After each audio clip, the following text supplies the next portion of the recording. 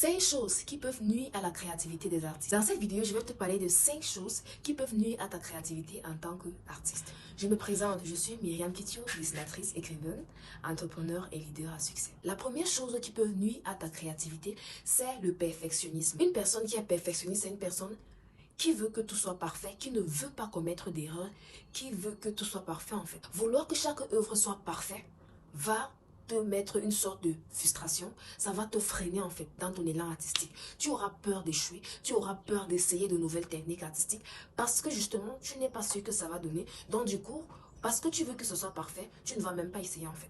Donc ça va te limiter, ça va créer en toi la peur de prendre des risques. Tu as besoin d'essayer une large variété de techniques artistiques et tout. Donc cela freine l'expérimentation. Pourtant l'expérimentation, l'essai, l'échec et tout, c'est essentiel pour ta carrière artistique. La deuxième chose qui peut nuire à ta créativité, c'est le manque de temps pour soi. Tu as besoin de prendre du temps pour soi. Chaque temps tu es occupé, tu es peut-être à l'école, tu es au travail, tu es en train de causer avec les gens. Tu as besoin de 15 minutes pour toi en fait. Tu as besoin du temps pour toi. Tu as besoin du temps pour rester juste réfléchir et penser à l'art en fait. Et le fait d'y penser, tu as comme des idées. La créativité c'est quoi? La créativité commence au niveau des pensées en fait. La créativité commence au niveau des pensées. Donc tu as besoin du temps pour réfléchir, pour penser. Pour ma part, la période où j'ai des idées créatives, c'est quand je médite, c'est quand je prie par exemple. La troisième chose qui peut nuire à ta créativité, c'est l'autocritique, l'auto-sabotage, si je peux le dire ainsi. C'est de s'autocritiquer.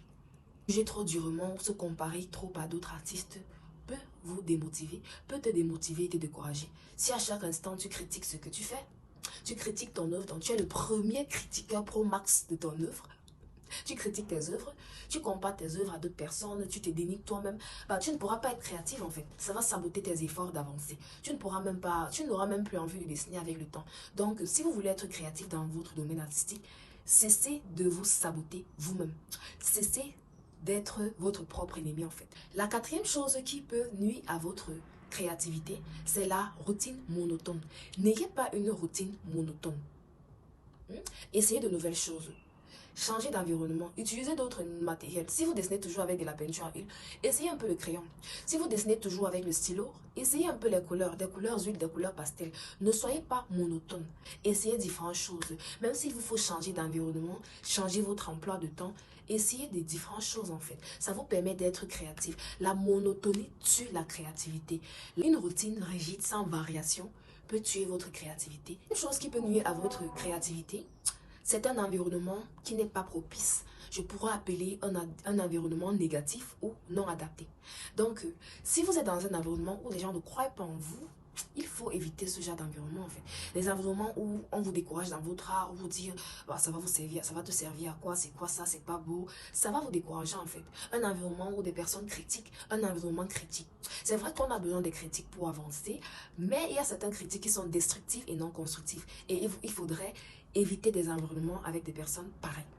Évitez de vous entourer avec des personnes qui vous transmettent des énergies négatives pour votre art. Des personnes qui vous disent vous n'allez jamais réussir, ce n'est pas bien, personne ne voudra acheter cette œuvre d'art. C'est vraiment très crucial. Aussi, il ne s'agit pas juste des personnes, mais quand je parle d'environnement, je vais également dire vraiment de l'environnement. Donc, il ne s'agit pas juste des personnes, même des environnements qui sont sales, oui. Parfois, lorsqu'on veut se concentrer, on a besoin que l'espace soit vraiment propre autour de soi et organisé pour que le cerveau puisse mieux se concentrer. C'était avant qu'on pensait que l'artiste vit toujours dans des endroits saccagés avec des peintures partout. Mais en réalité, pour être productif, pour être créatif, pour être concentré, on a besoin d'un environnement propre, bien organisé, pour que les neurones puissent bien se concentrer, pour que le cerveau puisse bien être focalisé et pour que l'on soit plus créatif. J'espère que j'ai pu t'aider dans cette vidéo. Si tu as des questions, si tu as des avis, n'oublie pas de m'écrire en commentaire. Laisse tes avis, laisse tes questions, tes préoccupations pour les prochaines vidéos. Laisse tout cela en commentaire. N'oublie pas de t'abonner et d'activer la cloche de notification. Ciao!